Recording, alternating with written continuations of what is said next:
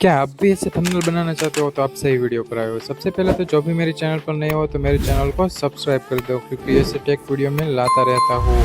और हाँ, आपको ये 3D एनिमेशन वाला वीडियो और भी डॉक्यूमेंट्री वाला वीडियो बनाना है तो आप मेरी डिस्क्रिप्शन में लिंक है, वहाँ जाके आप वीडियो चेक कर सकते हो। मैंने वीडियो ऑलरेडी अपलोड कर दिया है। तो सबसे पहले तो आपको क्या करना है, आपको जैसा भी थंबनेल बनाना है, मतलब कि आपको अपने यूट्यूब पर आ जाना है। आपको किसी का थंबनेल बनाना है देख के तो वैसा आप सिंपली बना सकते हो, जैसे कि उससे पास आप आइडिया ले सकते हो। सिंपली मैं आपको दिखा रहा हूँ अभी।